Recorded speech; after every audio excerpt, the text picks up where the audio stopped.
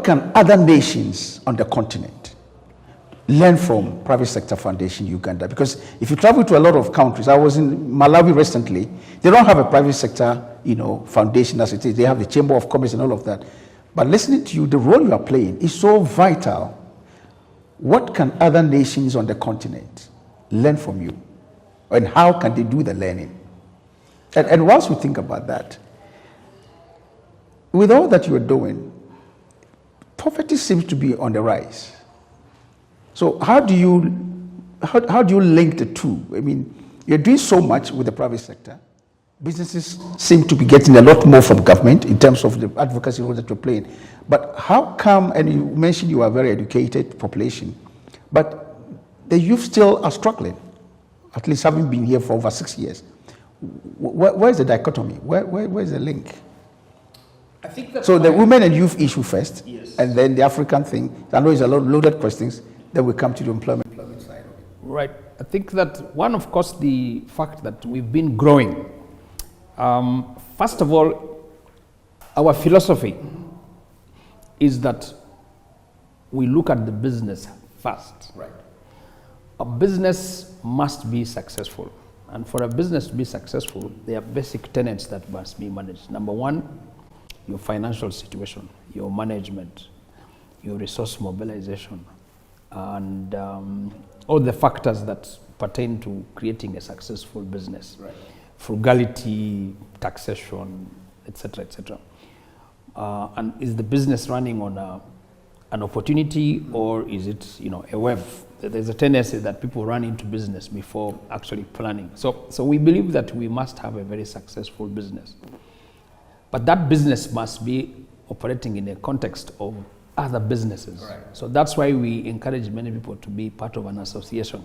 Linkages. So if you're, let's say you're in coffee, which is our biggest export, you must be part of the coffee value chain. You must be understanding what sort of diseases are being affected, what best practices are used for farming, how do I get more value for my coffee. So if you're part of a coffee consortium, then it helps for us as PSFU to intervene. So we actually encourage small businesses or whatever to be part of an association.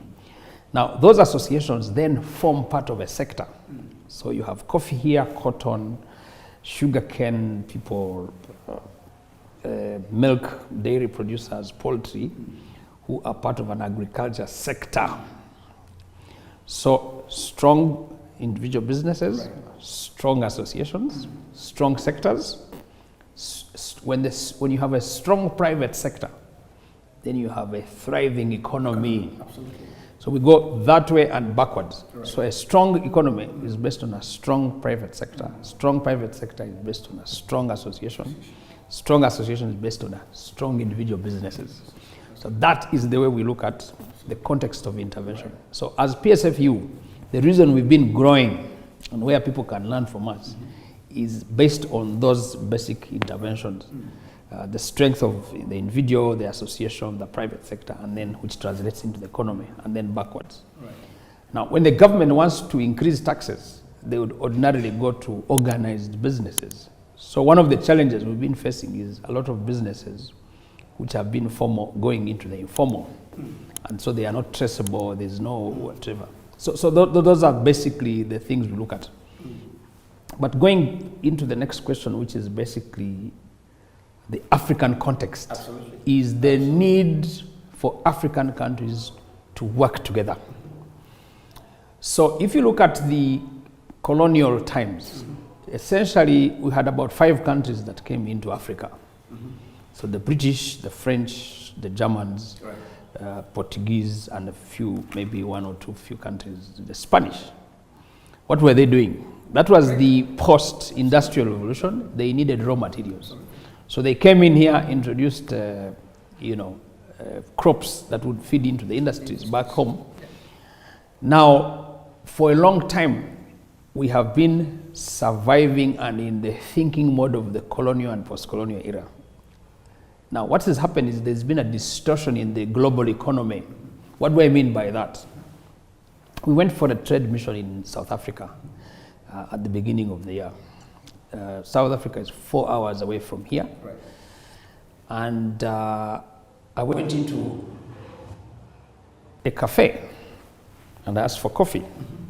And I asked this guy. Typical Ugandan. Yes, and I was served coffee from Germany. Now, Doctor, they told me, I was very curious to know why the South Africans were serving me coffee from Germany. Germany doesn't grow coffee, neither does South Africa. We grow coffee. Sure. I was shocked to learn that actually that coffee came from my country. Yeah. So we grow coffee, export it to Germany, it is processed and sent to South Africa. Absolutely. And I am the Ugandan And who they grew brand the it, coffee. and they It's brand it possible as- that coffee It's was in from your my farm. samba. So for me, that dichotomy Exactly. is a failure on the part of the Africans. But it's also a rude awakening for you. Absolutely, Yeah. yes. So we immediately got into the discussion Sure. and then decided that no, we are going to export coffee to South Africa, and vice versa for many other products. So I think that in the context of Africa, the need for Africans to talk to each other, Yeah.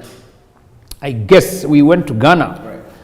and we were surprised to find that there were Ugandan flowers which had been flown in from Amsterdam. Amsterdam.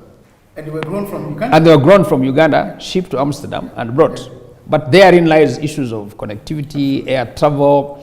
So I think that there was a phase in which Africa had its success story, colonialism, post-colonial era. But now with the advent of telecoms and technology, and the need for us to have a discussion on the table and the Africa Continental Free Trade Area, I think now is the time to start talking to each other and do business together. Absolutely. Yes.